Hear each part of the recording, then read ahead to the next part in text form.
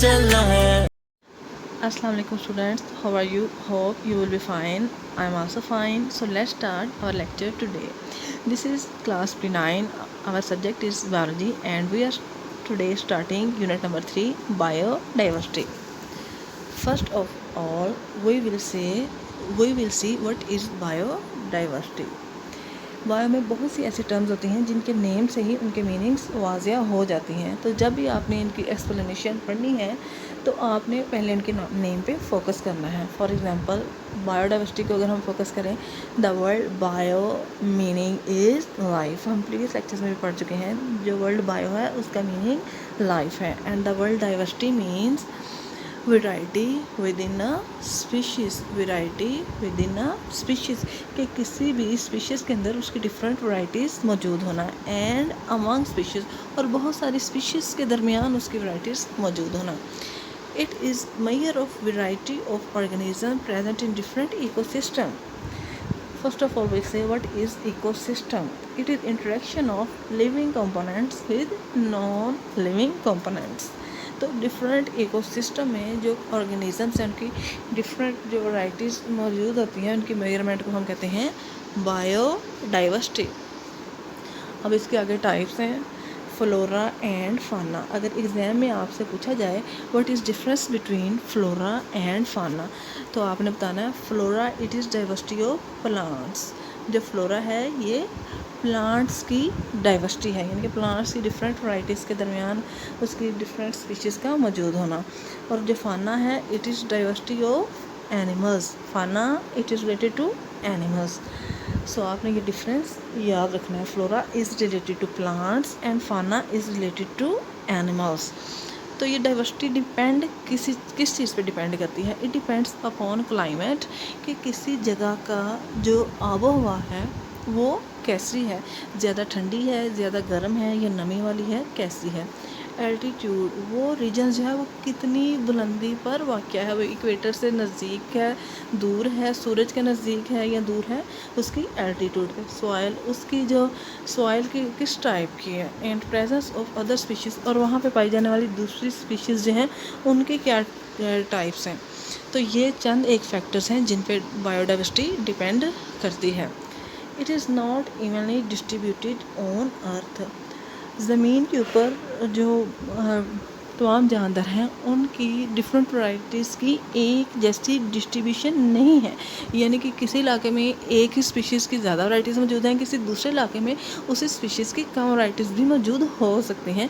और उसकी वजह वो फैक्टर्स हैं जो हमने पीछे पढ़े हैं, उनके डिफरेंस हैं। It is richest in tropics. ये ट्रॉपिक्स में रिच है, यानी कि बहुत ज़्यादा मिकदार में है। ट्रॉपिक्स वो रीजन्स हैं जहाँ पे सूरज की शुआएँ या सनलाइट डायरेक्टली पड़ती है। अब चूँकि वहाँ पे सनलाइट डायरेक्टली पड़ रही है तो इसलिए वहाँ पे जो पाई जाने वाली स्पीशीज़ हैं वो ज़्यादा मिकदार में होंगी। अगर प्लांट्स हैं तो उनको भी सनलाइट डायरेक्टली मिल रही है, वो भी उनकी भी ज़्यादा स्पीशीज़ होंगी। सिमिलरली एनिमल्स भी। Temperate regions have many varieties. Temperate means moderate, यानी कि वहाँ का टेम्परेचर ना तो फ्रीजिंग कोल्ड होता है ना बर्निंग हॉट होता है, बल्कि मीडियम होता है। तो ऐसे रीजन्स में पाई जाने वाली जो स्पीशीज़ हैं उनकी भी वैराइटीज़ काफ़ी ज़्यादा होती हैं। Polar regions have few species. Polar regions means वो रीजन्स जहाँ पे टेम्परेचर शिद्दत से होता है, यानी कि वहाँ का टेम्परेचर बहुत कम होता है। वहाँ पे सिर्फ वो स्पीशीज़ सर्वाइव कर सकती हैं जिनके अंदर टिपिकल मॉडिफिकेशन होती है उस एनवायरनमेंट में सर्वाइव करने के लिए, इसलिए वहाँ पे पाई जाने वाली स्पीशीज़ जो हैं वो बहुत कम होती हैं। Now we will say what is the importance of biodiversity.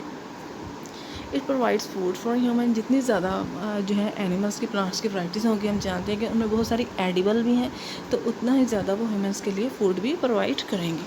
A significant portion of drugs are derived directly or indirectly from biological sources.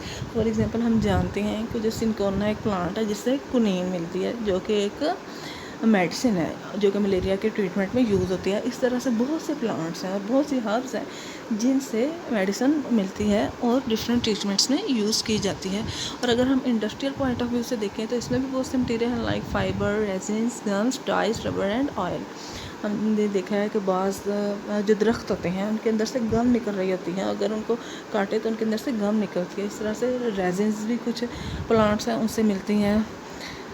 इस तरीके से जो ऑयल्स, जो हम ऑयल खाते हैं, हम कुकिंग ऑयल भी जो हम अपने डेली लाइफ में यूज़ करते हैं, वो भी प्लांट से भी हम जो है उसको हासिल करते हैं और एनिमल से भी इसको हासिल करते हैं। तो इस तरह biodiversity industrial point of view से भी इम्पोर्टेंट है। It plays important role in making and maintaining ecosystem. ये इकोसिस्टम को बनाने में और उसको मेंटेन करने में भी हेल्प करती है, क्योंकि इकोसिस्टम के अंदर लिविंग और नॉन लिविंग कंपोनेंट्स दोनों आ जाती हैं। तो जितनी ज़्यादा लिविंग कंपोनेंट्स की वैरायटी होगी उतना ही इकोसिस्टम को जो है वो मेंटेन रखना ईजी होगा। It is directly involve in recycling nutrients.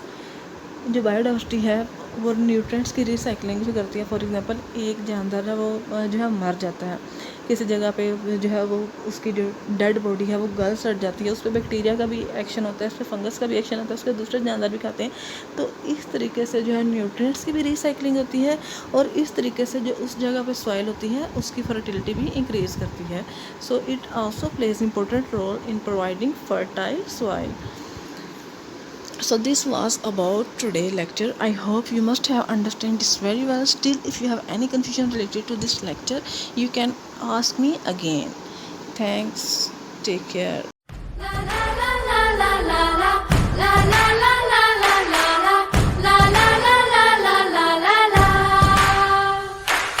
हवा में उड़ना है, पानियों पे चलना है।